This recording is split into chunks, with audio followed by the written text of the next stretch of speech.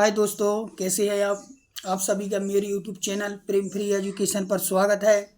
और जैसा कि आपको मालूम है कि हम लोग हिंदी व्याकरण पढ़ रहे हैं और उसके 4-5 टॉपिक हैं जो आप देख चुके ही होंगे, क्योंकि मैं उसका वीडियो अपलोड कर चुका हूं। और आज जो हमारा टॉपिक है वो है मुहावरे एवं लोकोक्तियाँ।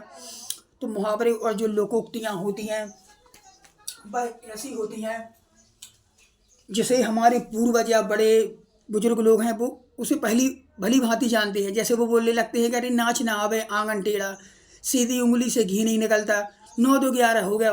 तो वो पहले से जानते हैं, लेकिन आज हम लोग उनको पढ़ रहे हैं, जबकि वो पहले से ही लोक में या संसार में प्रचलित है। तो ठीक है, चलो हम शुरू करते हैं अपने मुहावरे और लोकोक्तियाँ। तो लोकोक्ति किसे कहते हैं? यह लोक प्लस उक्ति से मिलकर बना है। लोक का मतलब होता है जगत, या लोक मतलब वही संसार, और उक्ति का मतलब होता है कथन या बात, मतलब ऐसी बात जो लंबे समय से संसार में फैली हुई है और चलती आ रही है, उसे ही लोकोक्ति कहते हैं। सामान्य बोलचाल की भाषा में लोकोक्ति को ही कहावत कहते हैं। जो लोकोक्ति होती है उसे भी अपन कहावत कहते हैं कि ऐसी कहावत है, वैसी कहावत है। तो लोकोक्ति को ही कहावत कहा जाता है। और लोक में प्रचलित उक्ति जो लंबे समय के बाद साहित्य में प्रचलित हो जाती है। तो जो लोकोक्ति रहती है और साहित्य में प्रचलित हो जाती है, मतलब लिखने में उसका यूज होने लगता है, तो फिर उसी के क्वेश्चन हमारे पेपरों में बनने लगते हैं।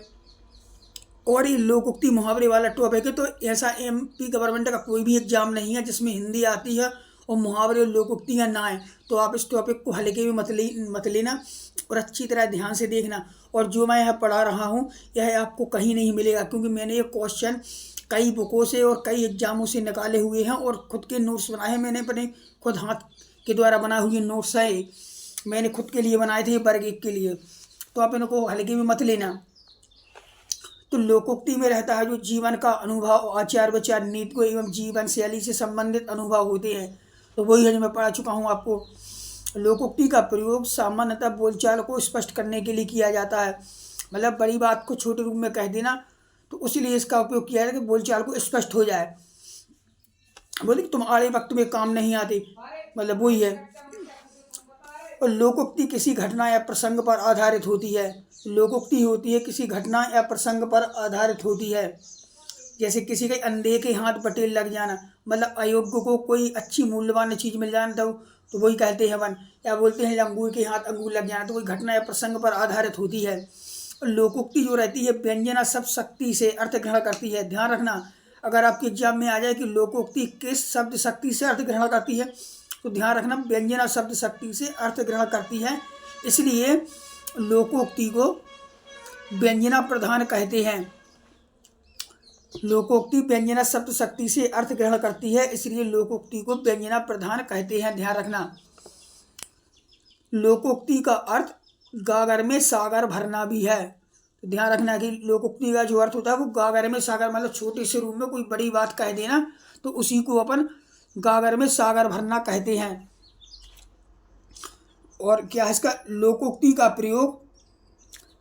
लोकोक्ति के प्रयोग से प्रवाहमकता, सजीवता व सुंदरता आती है। लोकोक्ति को मानव ज्ञान का घनीभूत रत्न भी कहा जाता है। ध्यान रखना कि लोकोक्ति को मानव ज्ञान का घनीभूत रत्न भी कहा जाता है। लोकोक्ति के प्रयोग से प्रवाहमकता, सजीवता व सुंदरता आती है। अपन किसी सेंटेंस में इसका उपयोग करते हैं तो उसमें सुंदरता व सजीवता बढ़ती है। ध्यान रखना इसका। चलिए आगे देखते हैं।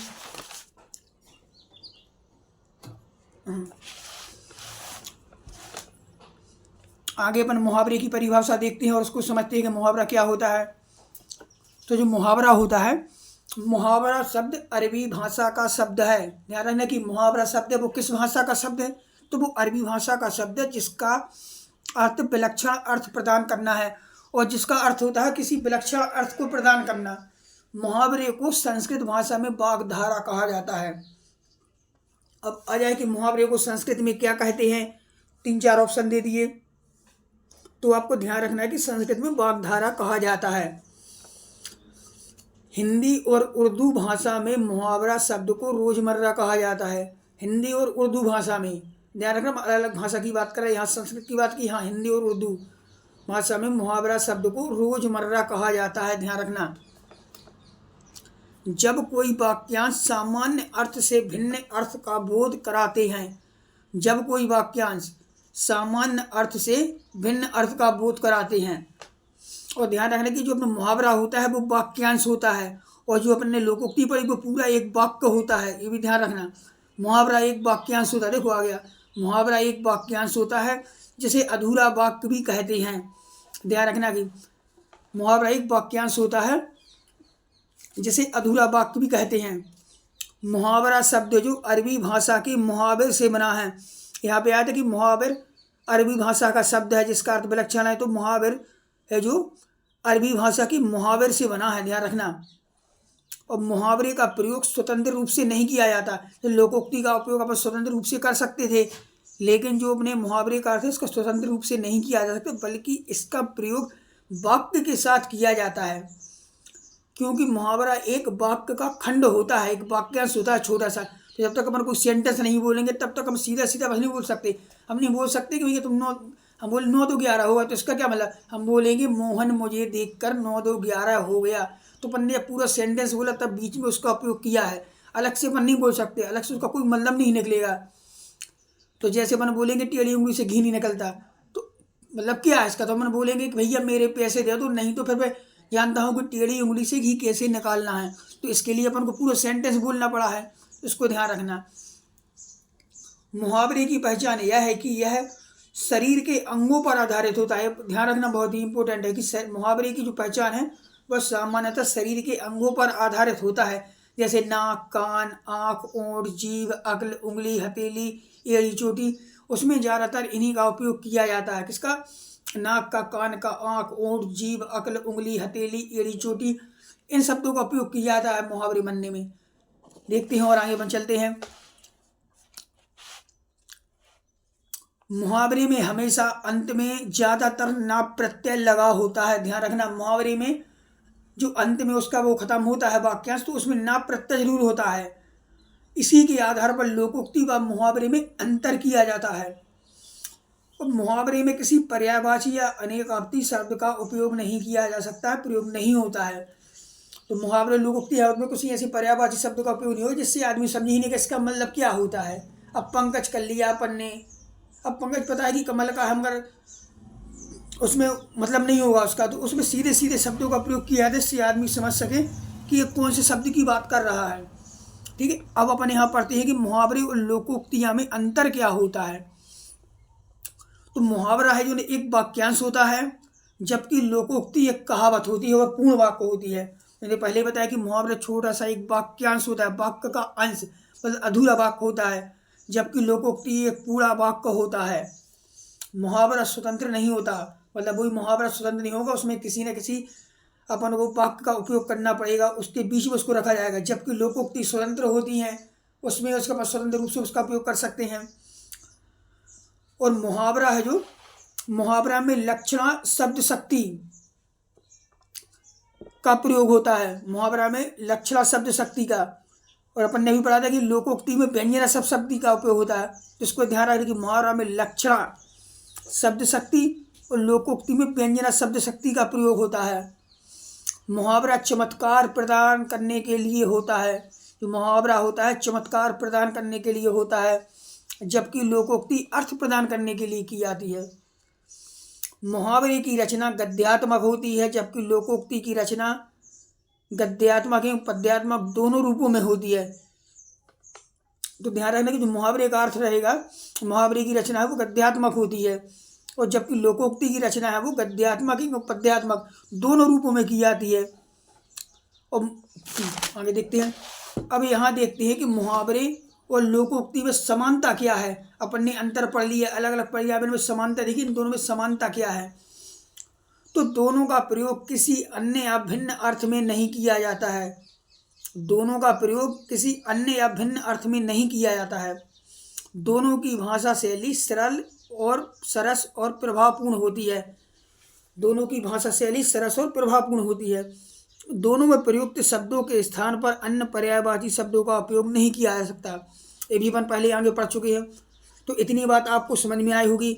मैंने आपको जो भी पढ़ाया है अभी तक, मुहावरे और लोकोक्तियाँ की परिभाषा, उसके बारे में अंतर समानता, ये आपको कहीं और नहीं मिलेंगी। आप देख लेना, किसी वीडियो में देख लेना, किसी बुक में, तो आप इस बात को अच्छे से ध्यान रखना। चलिए आगे देखते हैं। अब कुछ अपन लोकोक्तियाँ मुहावरे देखते हैं। तो पेट में दाढ़ी होना मतलब छोटी आयु में बुद्धिमान होना। बांसों उछलना प्रसन्न होना। ये मैंने जो क्वेश्चन लिए हैं उदाहरण, ये बहुत ही यूनिक वाले लिए हैं मैंने, वो सरल सरल नहीं लिए जिसको जो आप आसानी से कहीं भी मिल जाते हैं या समझ जाते हैं। मैंने डिफ़िकल्टी वाले लिए हैं जो आपको हर जगह उपलब्ध नहीं होंगे, ध्यान रखना। बांसों छलना मतलब प्रसन्न होना अत्यधिक। भाड़ झोंकना मतलब व्यर्थ समय नष्ट करना। लंगोटी में फाग खेलना मतलब दरिद्रता में प्रसन्न होना। खोपड़ी खुल जाना मतलब दुविधा में पड़ना। पैरों में शनिचर होना मतलब कहीं ना कहीं जाते रहना। समुद्र मंथन करना मतलब कठोर परिश्रम करना। लूट में चरखा नफा कुछ भी नहीं मिलने की स्थिति में कुछ मिल जाना। दो नावों पर पैर रखना मतलब दो विरोधी बातें करना। चोर पर मोर मतलब एक दूसरे से धूर्त होना। तिया पांचा करना मतलब दुर्दशा करना। थाली में बैगन होना। जिसका अपना कोई विचार ना हो। आंखें चार होना मतलब प्रेम होना। देहाती लागते पाप लगना। अति शीघ्र बदनाम होना। देहरी लांगते पाप लगना, अति शीघ्र बदनाम होना। तो ये मैंने ऐसी बोली है मुहावरे कहावतें जो आपको कहीं नहीं मिलेगी। मैंने बहुत ही यूनिक तरीके से आपको निकाल कर ये दी है। और देखिए आगे आप, केर बेर का संग होना, विपरीत स्वभाव वाले साथ होना। आए थे हरि भजन को, ओटन लगे कपास। अंधा पावे आंखें तो पछताए, अभिष्ट की प्राप्ति होने पर विश्वास का जमना। अंधा पावे आंखें तो पति पाए, पर अभिष्ट की प्राप्ति होने पर विश्वास का जमना। नीम हकीम खतरे जान, अल्प विद्या भयंकर। कागज का शेर होना, दिखावटी बहादुर होना। रंग सियार होना, बार बार रूप बदलना।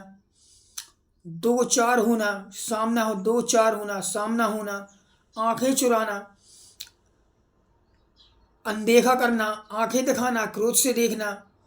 29-20 का अंतर होना, 19-20 का अंतर होना, थोड़ा बहुत अंतर होना, सेम होना लगभग। कलम तोड़ना, बहुत अच्छा लिखना। कालिख पोतना, बेइज्जत होना। 9 नगद ना 13 उधार, किसी से कोई लेन देन ना रखना। तो ठीक है मित्रों, आज मैंने आपको मुहावरे और तो लोकोक्तियाँ जो पढ़ाई है इसको आप ध्यान से पढ़ना। और मैंने इसमें जो क्वेश्चन और कॉन्सेप्ट वगैरह लिए हैं बहुत ही यूनिक हैं जो आपको कहीं नहीं मिलेंगे, तो आप इनको ध्यान से पढ़ना। वीडियो को 1-2 बार देखना तो आपको समझ में आ जाएगा। और अगर आपको मेरा वीडियो अच्छा लगता है तो आप उसे सब्सक्राइब जरूर करें मित्रों, क्योंकि मुझे लगता है अगर आप सब्सक्राइब करेंगे तो मेरी मेहनत सफल हुई है और मैं आपके सब्सक्राइब होने के साथ मोटिवेट हूँगा और अगला जो वीडियो लाऊंगा वो बहुत ही उत्साह और अच्छी तरह से लाऊंगा, जिससे आपका ही उसमें कुछ ना कुछ फ़ायदा होगा। क्योंकि आपका सब्सक्राइब करने में ऐसे लगना तो कुछ नहीं है, उससे आपको ही फ़ायदा होगा कि मैं मोटिवेट हूँगा तो अगला वीडियो बनाऊंगा और अगला वीडियो आपके लिए अच्छे कंटेंट के साथ लाऊंगा, जिससे आपके ही पढ़ाई में कहीं ना कहीं वो उपयोगी होगा। तो प्रिय मित्रों, ध्यान से आप मेरे चैनल को सब्सक्राइब जरूर कर देना। ओके, धन्यवाद।